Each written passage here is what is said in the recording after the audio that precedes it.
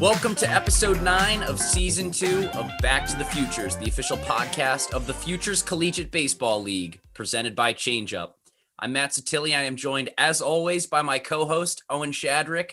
Owen, it's great to see you today. We are coming off Super Bowl Sunday, and now all eyes are geared towards the start of baseball season. How are you today? I'm good, Matt. Yes, baseball season is coming, but I just wanted to give a shout out to one of the best to wear Red Sox uniform, Dustin Pedroia, number 15, has retired. Shout out to him, and his number will be up there alongside the great Red Sox someday. He sure will. And if you're a Red Sox fan, you obviously know what he did. If you're a Yankees fan, he probably irked you a little bit, and you had a little bit of respect for what he did, a la Nick Swisher, Jorge Posada on the other side of things. And if you're a baseball fan in general, he displays a level of talent that anyone can appreciate. So once again, Dustin Pedroia, great career. Enjoy your retirement. So, Owen, today we have on Donnie Moorhouse and Chris Thompson, the co-owners and co-founders of the Westfield Starfires. It was a great interview. So glad that we had him on. What can you say about what we heard from him? Yeah, I felt like I was fourth wheeling a bit with all the Starfires in the room, but you spent your first year there. I got to know everyone there pretty well as the amount of times that I went, and it's Bullens Magic is real. I'm telling you what. It sure is. And it was very neat to hear their family presence in the organization and how they've used their experience in the past and just their relationship to build something special. So they're entering into year 3 in Westfield, and we're really excited to bring you guys this interview. So without further ado, here's this week's episode with Westfield Starfires co-owners Donnie Moorhouse and Chris Thompson. At this time, we are now joined by 2 very special guests. It is Donnie Moorhouse and Chris Thompson, the co-owners of the Westfield Starfires. Gentlemen, welcome to Back to the Futures. Thank you so much for joining us today. How are you? Hey, Matt. Thank you. Thank you, Owen. Good to be here. Big fan of the podcast. We dial them up here in the office and listen to them for information and entertainment. Owen and Matt, thanks for having us. Great to be here. Big fans. Absolutely. So co-owners and co-founders of the Westfield Starfires. So glad to have you guys on. Let's get right to it there. Let's flash back to 2019. So what went into your decision to start a baseball team in 2019, and why Westfield? Well, let's flash back to 2018. And it all started at the hangar in Westfield, having a cold beverage. Donnie and myself have been friends for over a decade, and we've always talked about going into business together, and had always talked about the Futures League as an endeavor that we thought could be extremely successful in Western Massachusetts, specifically in Westfield. So Donnie had pulled up a promotional video of the Futures League, and we were really in awe and said, this is exactly what we're looking for. So I made a cold call to Chris Hall, who was the commissioner at the time. And he and I had about an hour and a half conversation on the business of baseball. And we met the following week in Worcester for 4 hours. We went to the Worcester Bravehearts school day game. We sat there, and at the end of the game, we went under the players' tent and pulled out the laptop. And Chris was going over budgets. And I asked a lot of questions. Chris asked me a lot of questions. And I'm driving home on the Mass Pike, and I call Donnie and I say, hey, man, I think we can pull this off. And Donnie and I went to work for the next 2.5 months, day and night, putting together a business plan, a marketing plan. We're up at his office in Notre Dame Street in Westfield, just putting together the details with the financing. And long story short, we were able to pull it off. Dream come true for both of us. Can I tell my version of the story now? Absolutely. A little bit different. So Chris and I worked in minor league hockey together, and not only is he a friend, but I just really became in awe of his ability to develop relationships and to use that ability to create business opportunities. And I was trying to convince him back then, 2012, 13, maybe, we should do this as owners and not as participants in terms of working for somebody. And we kind of, went back and forth with that for a while. And then the opportunity for the Futures League kind of showed up. But at the same time, Chris really decided, I want to be an entrepreneur.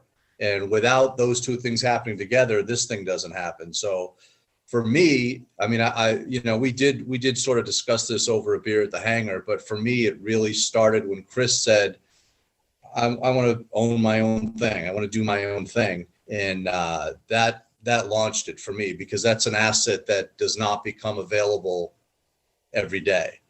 And when you have somebody with that ability who's willing to partner with you, I think the results speak for themselves. We've been successful for our 2 years. The first year we started very late in the process, and last year during COVID.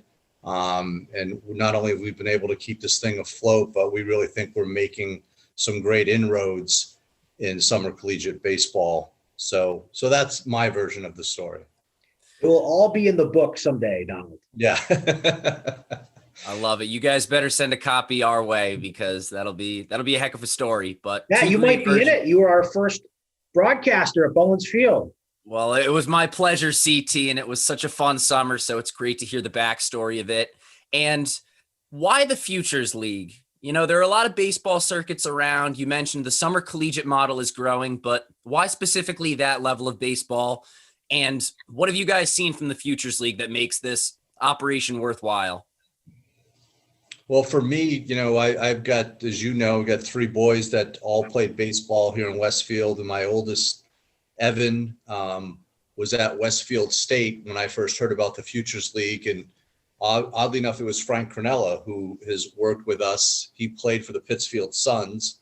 And I was talking to him about, maybe there's an opportunity for Evan to play in the Futures League. This goes way back.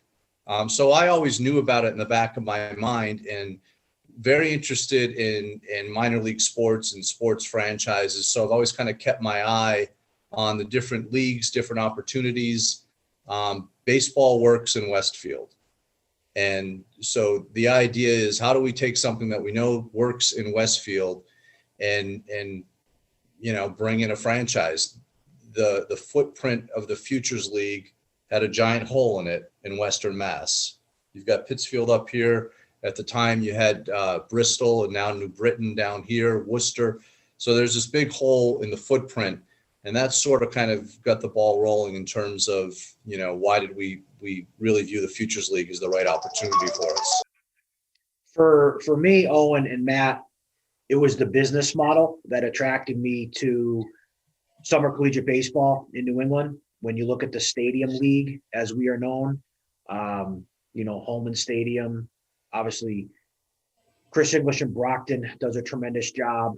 Now with New Britain in the fold, it's a minor league baseball model that we can replicate here in Westfield. And I think my background in promotions and ticket sales and marketing, it just made perfect sense. And as Donnie alluded to, Westfield is baseball, and Bullens Field, Bullens Magic, it just made all the sense. You walk in there, it's like Friday Night Lights, and the entire community beyond Westfield and the hill towns have supported us, and I know they'll continue to come out post-COVID. So we're just excited to get rolling. So talk about Bullens Magic a little bit. I went to Westfield quite a lot in my first year with the Futures League, and Matt and Seth dropped that like every other sentence. So talk about what Bullens Magic is and what it means to the Starfires. So that actually, that goes back to the kids playing Babe Ruth baseball, and Sean, who was an original Starfire, he played on the Babe Ruth World Series team. And to see that happen, because they won the regional at Bullens at night under the lights, and absolutely unbelievable. It was a 6-5 win, I think, against Milford, and it was magical. That's the only way to describe it. And I've seen it over and over and over again, especially at the high school level, where other schools will come into Westfield and play against the Bombers under the lights in front of large crowds. And, A 5-1 lead in the ninth is not safe against the Bombers at that field. And I've seen it over and over again. And luckily my kids have been a part of a lot of those great wins there. And there's just something about, like Chris said, it's like Friday Night Lights. There's something about being at that field that night with a big crowd on hand. And, you get everybody from, local business people to people that live in the neighborhood, the mayor, city councilors, your teachers are there. There's kind of this built-in audience who know that Westfield has a baseball reputation, and they show up and you've got to perform in front of them. So it steals you a bit. Westfield, I think, is good in baseball because those kids play in those situations on a regular basis. And if you have to come in and play against them, it usually doesn't turn out well. And luckily, we've seen that with the Starfires. There's been a lot of comeback wins in late innings for Starfires baseball at Bullens Field. So that's what Bullens Magic is, and it seems to show up on a regular basis, and we're pretty excited about that. Chris, anything to add to that? No, Donnie's spot on. I think one of the best images is after we had back-to-back walk-offs in the inaugural season, and the entire team at second base with a Gatorade cooler dumped on one of the guys. And I think that's just that's my vision of Bullens Magic when you guys bring that up. It's pretty exciting stuff. Yeah, there's nothing like a Gatorade bath. And it's no secret that you two work well together. What strengths do you believe that you both bring to the table? Well, there's this old saying in business that you probably should not go into business with someone who has the exact same skill set. I think Danya and I both bring different skills to the table, whether it's on the sales end of things or being involved in the community. There's a lot that goes in on the back end to the accounting, to managing our budget. And he and I together do all those things, in my opinion, very well. And from the very beginning, we had our tasks broken up where we knew who was responsible and we were accountable to each other and to ourselves. And I think it's been a perfect partnership. Yeah, I think for me, like, it'd be great to have a camera in this office on a regular basis. And, see Chris and I just going at it with ideas and arguments, and it's like being in a courtroom. And I think we're both pretty good attorneys, and we just go back and forth. And that's how this whole thing really not only started, but the way it evolves. One of us will come in with an idea, and the immediate response from the other is, "Yeah, I don't think so." And then we just work through it. And it's fascinating. I mean, it's very engaging for me, and it impacts a lot of the other things that I do in business, because you have somebody that I know that I can bounce things off of Chris, regardless of how crazy they might seem, and we'll get a debate going and we'll work through it. And a lot of the stuff that just sort of people see when they come to the ballpark has been agonized over. But the thing about it is the process to do that, I think, is very interesting to me, and I know it's interesting to Chris, which is why we keep doing it on a daily basis. And when we're done here today, I know we've got 2 or 3 subjects that'll probably take us till 6 o'clock tonight, where we'll just kind of hash through things. So I think the partnership really thrives because we're both excited about engaging in new ideas. And our big thing is, why wouldn't we do it? Why don't we go out and get our own branded IPA? Well, why wouldn't we do that? What is the downside? What are the upsides? We have photos of whiteboards that are just scribbled with concepts and ideas and how we kind of work our way through them. So I think that's what we both bring to the table. And I think we have similar skill sets, but there are things, Chris's ability to create relationships, to knock on doors over and over again. It's a skill set that I don't have. Never have I had that. So he kind of brings that to it. I have a business sense. I run multiple businesses out of the office. So, I think we bring different skill sets, but we're very much alike in the idea that we love opportunity and we love to debate ideas. And Owen and Matt, we'll have you up at the worldwide headquarters someday. We have some legendary dry race board sessions. I would love to see it. I only got a taste of it in 2019. I would always kind of peek my head into the back room and see some crazy kind of magic and ideas being thrown around, but would love to get another inside look at it. So speaking of 2019, it was a lot of thinking on your feet, first season going through the motions.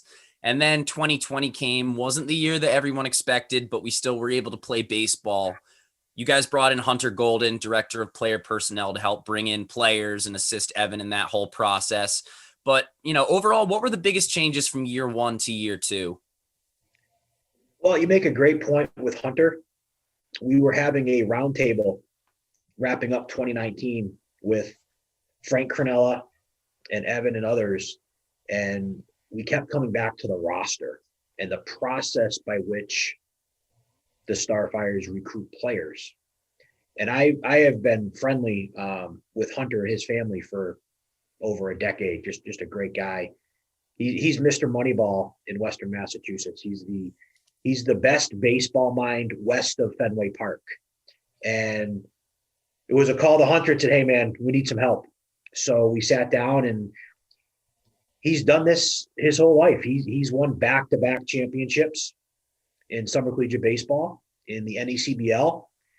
He has relationships with coaches and colleges and universities that are unmatched.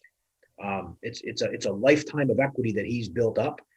And we reached out and had a great conversation and said, what's it going to take?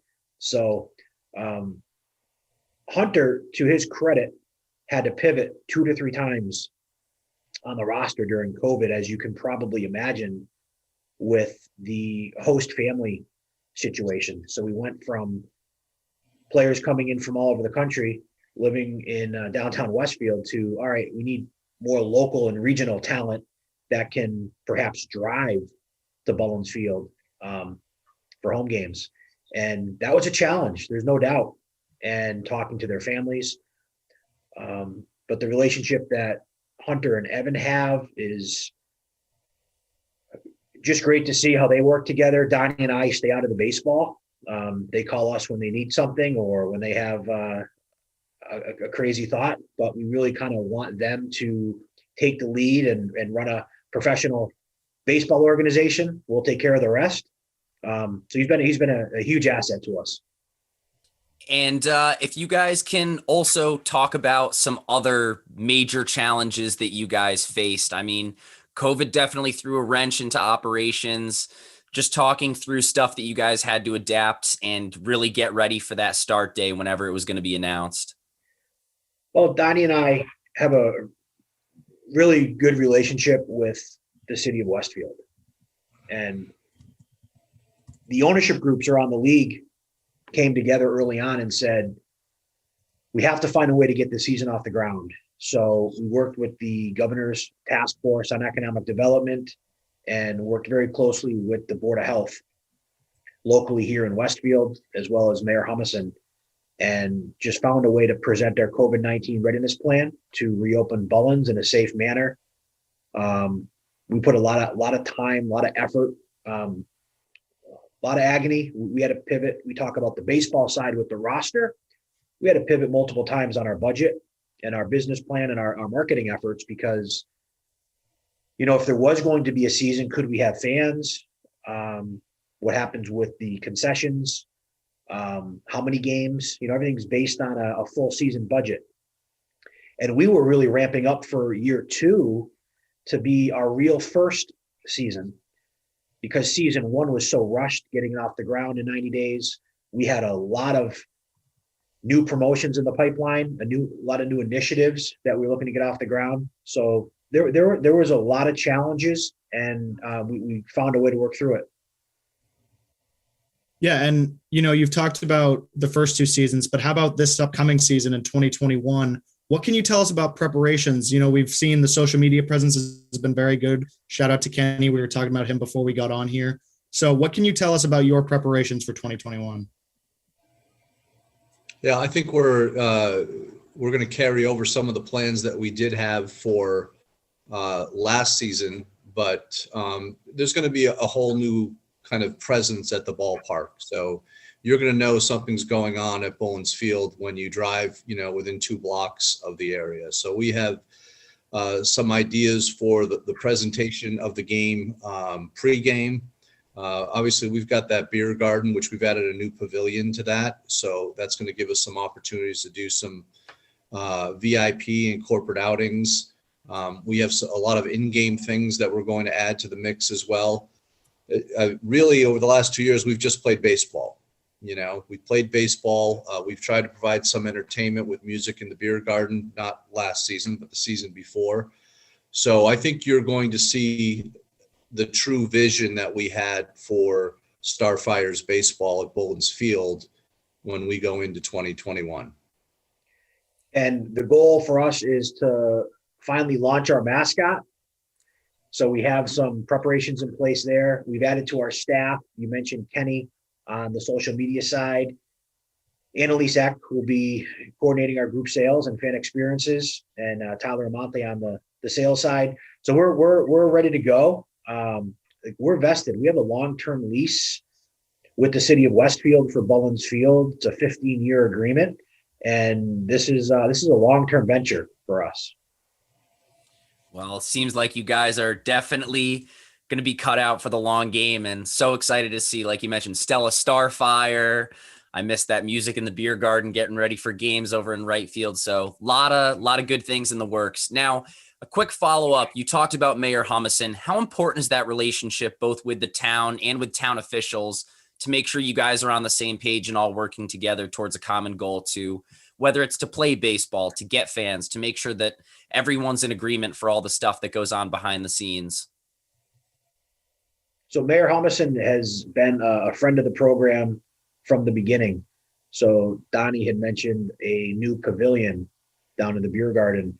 We were recipients of a earmark through the state when Mayor Humison was then Senator Humison and now Senator John Vila. So thanks to them, we were able to do some improvements to the field. It really started with Mayor Brian Sullivan back in 2018, who got this thing over the 1 yard line. Brian's son had played in the Futures League.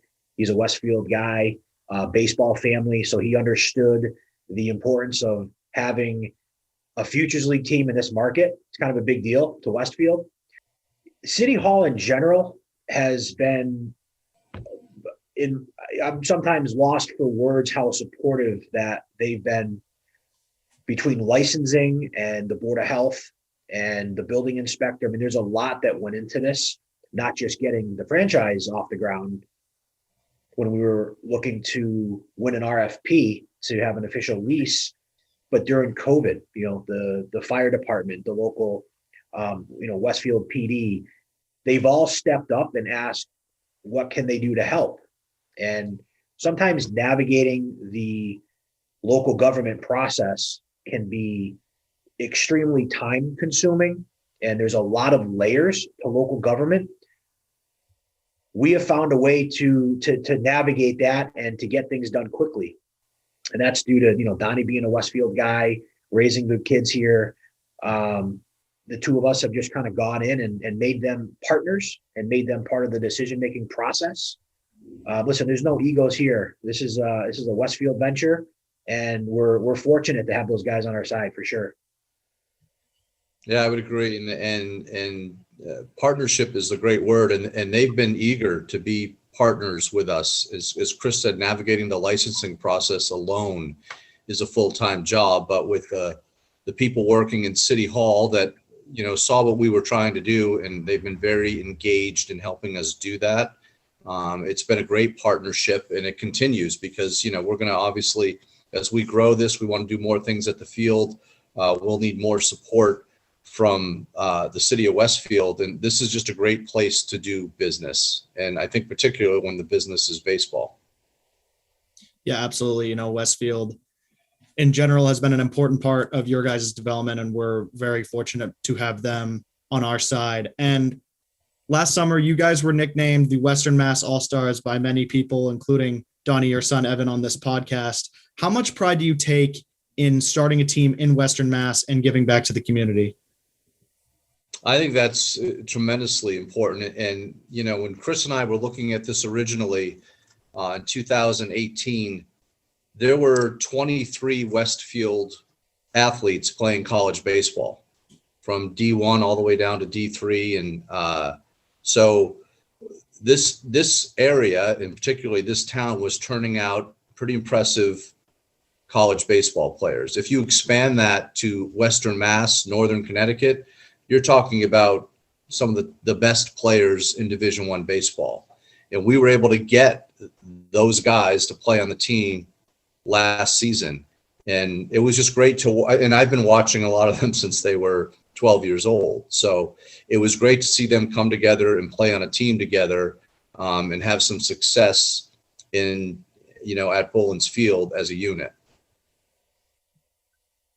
And let's try to envision trying to get that brand out. You guys mentioned the intense amount of baseball talent there. How do you try to integrate those sponsors, especially trying to sell them on the idea of the team, and more broadly, just get the brand presence out there, engage the team, get visibility in the community and in the town of Westfield? So our community partnerships are really the foundation of launching the Starfires.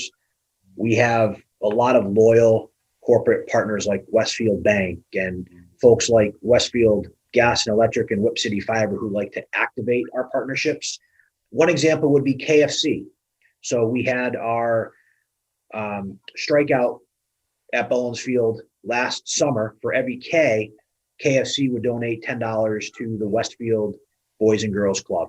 So it's a way to take a corporate sponsor, incorporate a local nonprofit with the Starfires brand with a nice check presentation at the end of the season. And we're going to continue to build on those programs moving forward. Conversations that we have with local businesses is they want to activate the partnership. It's more than just buying a sign. You know, how do they connect their brand to Starfires baseball? And we have those conversations on a weekly basis, and we'll just keep moving forward. And let's transition a little bit more into both of your backgrounds. Donnie, specifically for you, Evan and Sean, we've talked about both of them, Evan being the general manager and Sean playing for the team in its inaugural season. What is it like to have that family presence in the organization and the fact that it was all there on day one? It's great. I mean, it's turned into a family endeavor in that sense. And Ryan, my youngest, is actually our concession manager. So he's cooking the hamburgers and hot dogs and kind of organizing the beer garden and getting that ready every day. So he's involved. Chris's mom is at the ticket booth for every game. So she's out there handling, you know, our box office. If you've been to the field, you know Chris's dad, Tommy Thompson, is there every night supporting us in whatever way he can. So we were lucky enough because I don't think we've actually asked these people to get involved. When we first started having these conversations, Evan was here in the office and he started making phone calls and getting players and reaching out to he's been in college hockey for 4 or 5 years now. So he knows coaches everywhere. He started putting together a roster.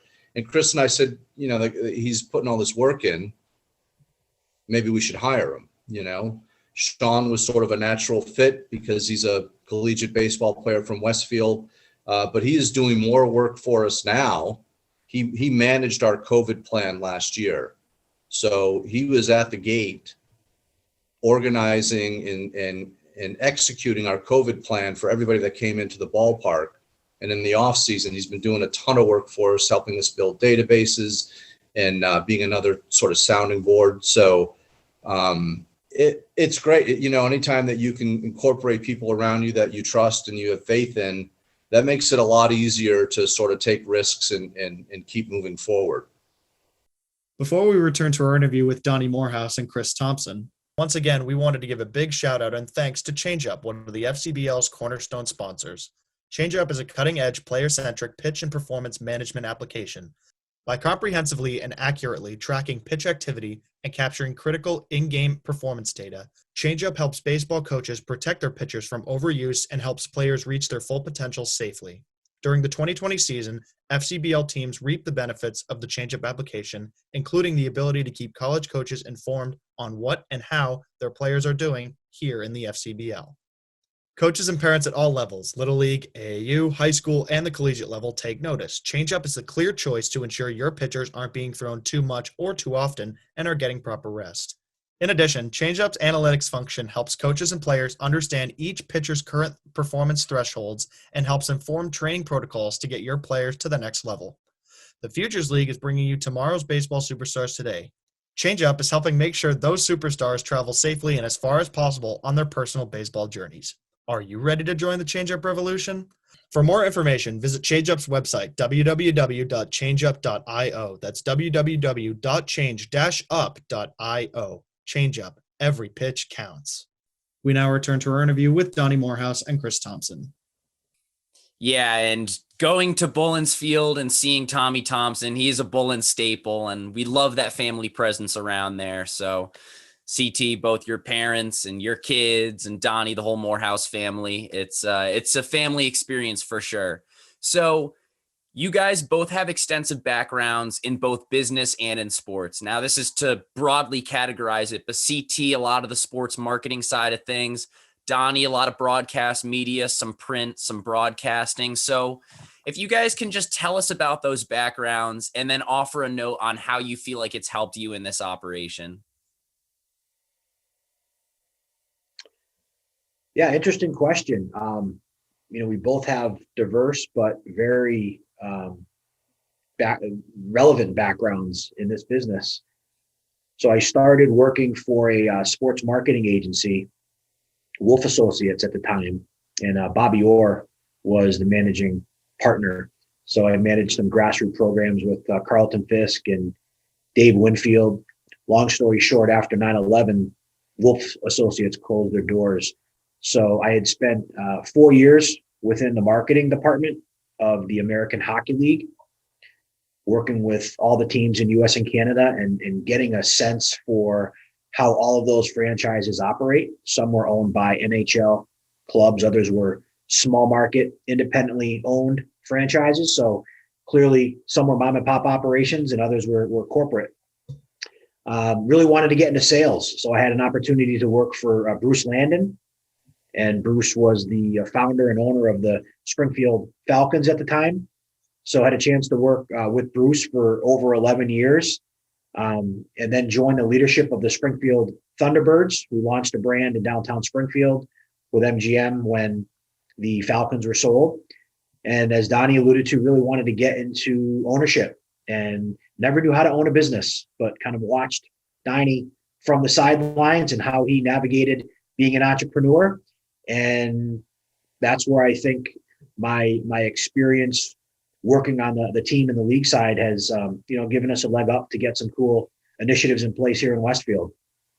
I think that would be a separate podcast altogether in terms of my wayward route to where we are now. But I think the important part is crossing paths with Chris with the AHL Springfield Falcons and getting to work with him for a couple of years. I've been in broadcast media for a very long time, starting with a newspaper column and then going to a radio show. And that evolved into broadcasting UMass hockey, which I still do. And my stint with the Falcons and really learning the corporate sponsorship piece of things. And from there, once I left that, I just started developing businesses, bought a franchise called Mosquito Shield, been running that for 7 years, and then doing other things kind of off of that. I think my biggest attribute is I don't really have an understanding of risk. So if I did, I probably wouldn't do half the things that we have done. But again, just, forge ahead and good things will happen. So that's kind of where we are now. And, we continue to kind of move forward. And Donnie, I got to ask, I'm a UMass student. I'm a big UMass hockey fan as they come. They went 2 years ago to the national championship in 2019. I was also there in Buffalo. What was it like being part of that? That was great. I mean, it was an unbelievable experience. Is it a once in a lifetime experience? We don't know. I mean, this is a very good program, great coaching staff. And, I think that maybe you'll see it again. They had a generational type player in Cale Makar, who's playing for the Colorado Avalanche right now. That certainly helps, but there's a great foundation there. So I think you'll see a lot of NCAA tournaments and maybe even some more Frozen Fours for the UMass hockey team. But that has been such a huge part of my life for 20 years now. And the kids too. I mean, Evan kind of grew up in the radio booth with us watching hockey games, and he's actually joined me as the color commentator on 2 broadcasts this year. So that's been a lot of fun too, being able to kind of revisit that whole thing with him. So the UMass hockey thing has really been a huge part of my life. We went to Belfast for Thanksgiving for the tournament over there. We've broadcast from Alaska, which was really cool. We broadcast games from my living room this year because there's certain arenas that we can't go to. So it's been a lot of fun and a real solid experience. Well, Donnie, you quoted that tweet to a T. I was going to ask you about broadcasting in your living room. I'm sure not really what you foresaw going into this year, but like you said, you foresee the challenges and just go at it and attack it. However, it's got to get done. Yeah, it's been really, I mean, we bought a popcorn machine. We brought the hot dog roller from Bullens Field. We set up a little concession area. It's been a lot of fun and pretty comfortable too, sit in the living room couch and broadcast a hockey game. Yeah, and hopefully some of those restrictions will be lifted soon so you guys can return to those stadiums, although I'm pretty sure broadcasting from your living room is not bad at all. It's preferable to driving to Orono, Maine to play the Black Bears, so we'll take the living room. There you go. And before we hit our final segment, how about a message to Starfire fans as we continue to inch closer to the season? I think the order for the Starfire IPA is already in, so they'll be making that. I know people are excited about that, and get ready because, the proletariat is ready to rock and roll. They want to get out. They want to celebrate. They want to be together, and we're going to provide them an opportunity to do that, and we're going to have a lot of fun. CT? Yeah, he's spot on. Let's go. Tickets on sale now. I love it. Shameless plug. Where can they find them? WestfieldStarfires.com. Beautiful. I think we got enough Starfires logos in here on the mix, on the shirt, on the jersey, in the background. You guys are looking sharp. So we move on to our final segment here. It's called Quick Hits. It's presented by Zephyr, the official on-field hat of the Futures League. Zephyr, high quality and innovative design since 1993. Unbiased league intern here, but you already know I still got my Starfire Zephyr hat on hand, ready to go whenever needed. So, Unbiased. hey, air quotes needed. So, guys, we wanted to ask a couple more questions for our audience to get to know you a little bit better. Is that cool with you? Sure. Awesome. Let's do it. How about a favorite Starfires player from the first 2 seasons? Oh, Sean Moorhouse for me. Danny Crossan, Northeastern kid. Danny Crossan pulled a Will Ferrell, and in the inaugural season, he actually played all 9 positions in one game. Danny's a great kid, and that was certainly something to be witnessed, and it was a great end to a fun first season. So I like both of those answers. And Donnie, I think you'd be in trouble if you didn't say Sean. So smart answer. How about a favorite ballpark that you guys have attended as a fan? I mean, I'm biased. I'm a Sox guy, so it's Fenway, no doubt. For me, going up to the Rogers Center in Toronto. Very cool. You're our second straight guest to say that, actually. Alex Dion said that as a kid he stayed there and got to witness the changeover between a concert and a ballpark. So definitely want to go see that park at some point once I get my passport and all that stuff squared away with. Now, how about a baseball stadium or more broadly a sporting event that's on your bucket list? The Run for the Roses, Churchill Downs, Kentucky Derby. And I think another one certainly is Augusta to catch the Masters with my father. Yeah, I would say that the Masters is probably on my list where I'd like to go. Love it. We always welcome golf answers on this podcast. CT, I bet you'd have a pretty nice hat collection picked out. Which one do you think you'd bring to Churchill Downs? I would probably bring a hat that is not yet purchased. How's that? Good answer. Good answer. All right. Now, if you guys were walking up to the dish or stepping out for an appearance on the mound, what would your walk up or walk out music be? Born to Run. I'd go with the Boss. I'd go with Right Red Hand, Nick Cave and the Bad Seeds. Love it. I wasn't sure if we were going to hear some Hole of the Moon, the Starfires victory song, but that is reserved for Starfires victory only. Love it. Love it. Great call. All right. CT, you've already said your favorite team, but if you guys could offer your favorite big league team for you, Donnie, and then for both of you guys, a favorite player in the game, whether it's current or historical. Tampa Bay Rays. So best for favorite player of all time, I'd go with Junior Griffey, the kid. Without injury, the greatest of all time, no doubt. And Donnie, yours? Tampa Bay Rays. No individual. It's a team thing. Love it. I wonder why you guys have those colors, that light blue and dark blue and yellow. Just a thought. I don't know. Just trying to connect some dots. Just a coincidence. Okay. Just a coincidence. Fair enough. And then, guys, how about a nickname that you've been given? I mean, CT's is pretty obvious, but a nickname, whether it's from baseball or elsewhere.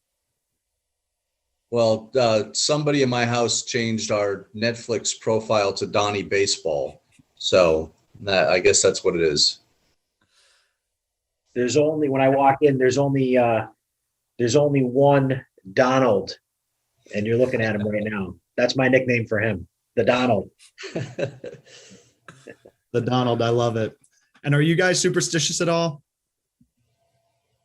You know, I'm not superstitious in life, but in business, I think it's important to do your due diligence, do your homework. Yeah, no superstitions for me. As a former goaltender, you're not allowed to do that. I call it voodoo goaltending. You got to stay away from that kind of thing. Yeah, I know hockey has its certain rules about that, so we'll leave that at bay. And then bubblegum or sunflower seeds? Seeds. Scotch. Love it. CT, any flavor or brand in particular? Who's ever the sponsor in the Starfires? There you go. Love it. No flavor or brand question for Donnie Scotch here? Yeah, I mean, Donnie, you can take it. Yeah, so probably Balvenie is one that I like a lot, but I have a collection. I actually sample quite a few, and but it's always single malt Highland Scotch. I said that seems a little bit more expensive than what Owen and I might be browsing the shelves for on a Thursday or Friday night. So I'll have to keep an eye out for that one. And then, I mean, you guys have touched on a ton already, but how about a favorite ballpark food or ballpark beverage?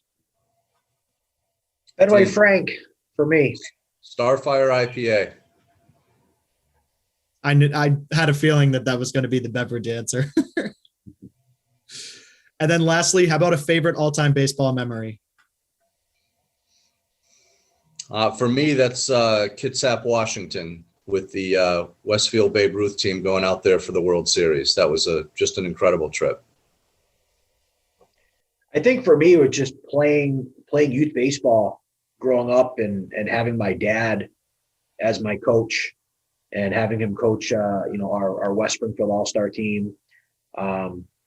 One memory from Fenway Park would be I was probably 8 years old, and Wade Boggs was playing catch with Jody Reed on the first baseline. We had box seats, maybe an hour before the game, and Boggs threw a ball over Jody Reed's head, and I ran onto the field to get the ball. And I was running back, and my father said he had never seen me run so fast in my life. He had about a 15-minute conversation with security after I got back to my seats. We were able to watch the game, fortunately. That's awesome. I really wish that we had the footage on hand to look back and see that, but great stories. Well, gentlemen, thank you so much for joining us today. So glad that we had you guys on the podcast. Best of luck with everything. And we're so excited to see some more Bullens Magic on the diamond in 2021. Gentlemen, thank you very much. Best of luck to you as well. Thanks, guys. Absolutely. So this has been episode 9 of season 2 of Back to the Futures, the official podcast of the Futures Collegiate Baseball League. We have new episodes coming out every Monday. Be sure to subscribe. We're on Apple Podcasts, Spotify, SoundCloud, and YouTube. Thanks for tuning in. We'll see everyone soon.